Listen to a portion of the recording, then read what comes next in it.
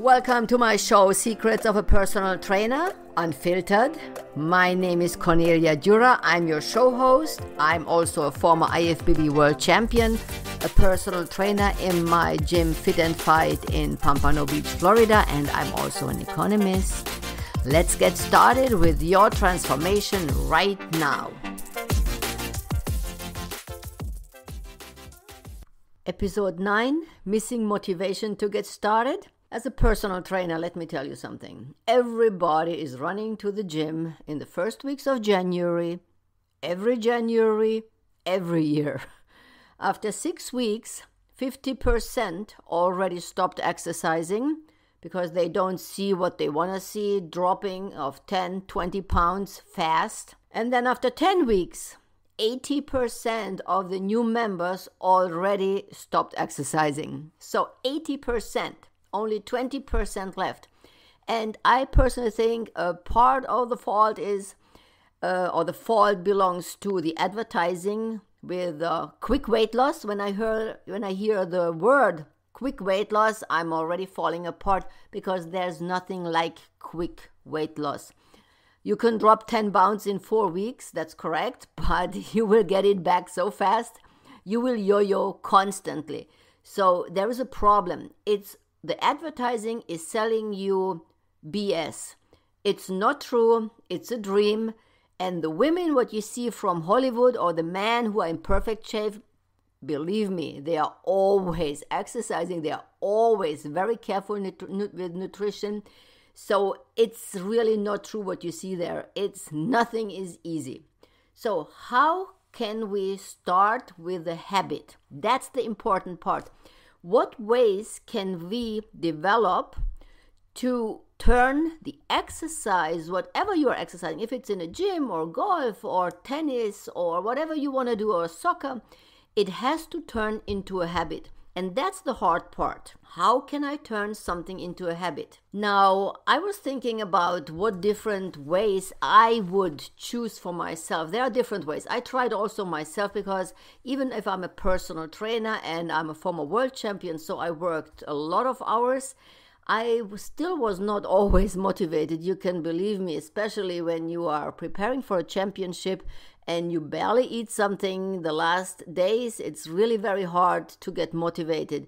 So what helped me? Now, that was the first thing what a lot of people try, and I tried to sign up together with a friend.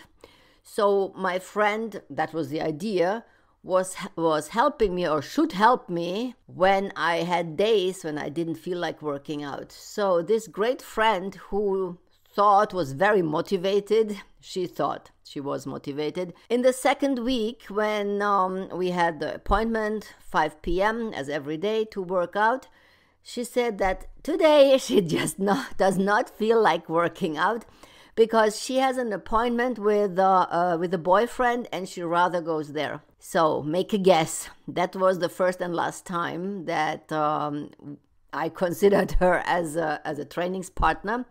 And I decided that I cannot do that. I'm not eating. I'm on a diet. So I'm hungry and I still have to work out. And then I have to motivate her to go to work out. So there's no way I can deal with that. So this is the problem. When you go with a friend, how big is the chance that the friend is not motivated either, or wants to go with other friends dancing or having a party or whatever, but not into exercise? How big is the chance for that? This did not work for me. It depends on your friend, honestly. If your friend is highly motivated for years, it's a good idea because she will pull you through. That's a big chance that you can go with her. But if you have to motivate two of us or two of you, not working. Promise you, not working. So then there is group exercises. These are right now in COVID, small group, but when we are back to normal times, like aerobic classes, how motivating is that? Now, we have small group sessions called Reboot Your Health classes. These are like, under normal circumstances, we are between 8 and 10 people in this class. And there is just like a friendship under these members They come to see each other. They come, even though, believe me, I'm the personal trainer who gives the class, there's no way you can really talk to each other. And when the yelling is coming fast, it's like in school, you are not allowed to talk, or I increase the weight. So whatever I think it's appropriate, I try to really not let them talk while we are exercising. So there is a group motivation. All the others are there, and they're always there, that you just have to show up because it's a habit. Everybody is coming, you should come too. That seems to work for this group very well. It's really always the same people. Sometimes we have new people coming in. I have to split classes, but it's really always the same basic of people who are coming regular, who enjoy each other in the class. So maybe that seems to work, like group exercises, aerobic, but you have a group who knows each other, who motivates each other, even maybe have private relationships, like they call each other mothers or something. This seems to work. Also, data apps. Now, we have all this data coming, clinging, and pulling on your wrist and showing you everything about your heart rate and how you slept and why you slept very badly last night. I'm not absolutely sure if that's all necessary, because honestly, I know exactly when I slept well, and I know exactly when I was up 5 times and my deep was horrible and I'm dead in the morning at 7 a.m. So I really don't need an app for that, but it seems like all my customers have one. I'm the only one who seems like living in the past data-wise.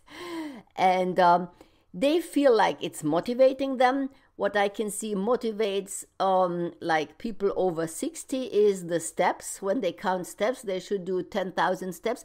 That seems to really work, because even my mother looks for the 10,000 steps a day. So that's something, because she is not too motivated either. So this step thing seems to work. It really seems to work. We have 2 Pelotons in the gym at Fit and Fight, and all this data and statistics. I see my clients love it. But again, I'm not data driven. I'm emotional driven. So I rather listen to my feelings, and I'm very passionate about that. So everybody, data people should listen to data. If it works for them, perfect.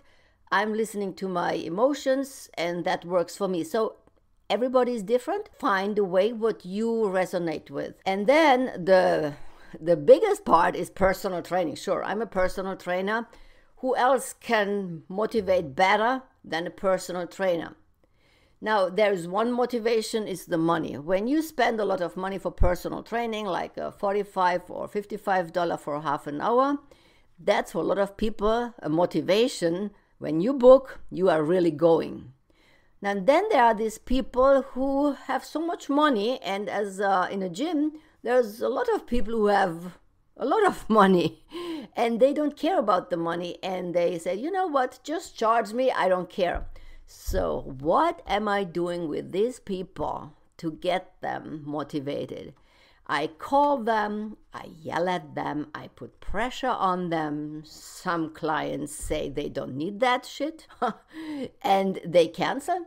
Okay, I don't care. I'm not taking money from somebody in the long run who just wants to pay and then never show up, because if you are my personal training, if you are my client, at the end, you are my business card. So you have 100 pounds too much, and after 1 year you still have the 100 pound too much on your body, then I can tell you, everybody, all your friends will tell you that you have the wrong trainer. Even though I'm pushing hard and I try my best that you stop that garbage food, what you put into your mouth, you are not listening. You are just paying, you are not even coming to work out. So there's no change in your body, and you are my business card. So indirectly, I need to change that, because otherwise I fail. I fail in front of 20, 30 people whom you told that you are in personal training with me, and then nothing happens. So they think I'm not able to work with you or to motivate you. I'm just not a good trainer. So if I see this is happening, After 3-4 months, I normally ask everybody, we should rethink. We need to work harder on the nutrition. Nutrition is 70%, 30% is workout. So I combine both, and also your mindset. So if this does not work, then you have to leave the gym. You have to search for another personal trainer. Only paying and then staying the same for years, not working for me. And again, I'm probably not the cheapest personal trainer. I need to let other people know that my system is working, that when you listen to me, that you will lose the weight. Not 20 or 15 pounds in 4 weeks, that's true, but every week you will lose between 1 and 2 pounds.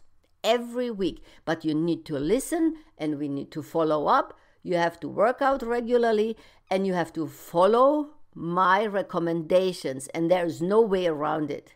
So personal trainer, I think personally that's, if you can afford it, that's the, for you, relatively easiest way to go, and has the highest potential that you will reach your target.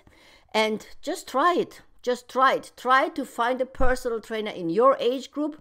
Let's say you are 40, find a trainer who's around 40, between 35 and 45. That's perfect, because they know exactly what you are going through. And don't try to train with a 20 or 19-year-old person, because they don't know. They just don't know. They cannot imagine our age group, what we are going through with arthritis and joint pain and back pain and whatever you all have. I have that too. So you need somebody who knows exactly what you are talking about. Reboot your health today. Today is the day to get started. Look for a personal trainer Monday. Start on Monday.